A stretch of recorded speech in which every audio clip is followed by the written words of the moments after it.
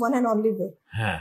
আর doctor, এই যে after above 60 যদি বলি, 60 বছরের পরে মানুষের মধ্যে দেখা যায় সমস্যা কিন্তু বাড়তে থাকে।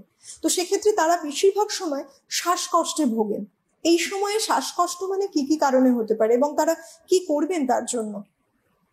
শ্বাসকষ্ট যদি দেখা যায় যে একটু হাঁটাচলা করলে শ্বাসকষ্ট হচ্ছে, বুকে ব্যথা করছে, ইসকেমিক হার্ট ডিজিজ থাকতে পারে, তার দেখতে হবে হাইপার টেনশন আর ব্লাড প্রেশার হাই আছে কিনা, তার ডায়াবেটিস আছে কিনা, সেগুলো কন্ট্রোল করতে হবে এবং তাকে এক্সরে, ইসিজি, ইকোকার্ডিওগ্রাফি করতে হবে, পালমোনারি ফাংশন টেস্ট করতে হবে, করে তাকে সেই অনুযায়ী ওষুধপত্র খেতে হবে।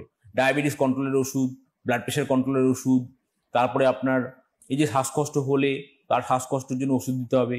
তার যদি দেখা যায় যে তার লাংসে প্রবলেম আছে, সিওপিডি আছে, হ্যাঁ, তাহলে তার সিওপিডির জন্য আমরা যে একটা শর্ট কোর্স, যদি বেশি কাশি হয়, শ্বাসকষ্ট হয়, একটা শর্ট কোর্স অফ আমরা অ্যান্টিবায়োটিক দিই, একটা শর্ট কোর্স অফ স্টেরয়েড দিই এবং ইনহেলেশনটা কন্টিনিউ করতে বলি। এবং ইনহেলেশন করার পর আমরা বলি আপনি গার্গল করে নেবেন ইনহেলেশন করার পরে। এইভাবে এটা করলেই আস্তে আস্তে অনেকটা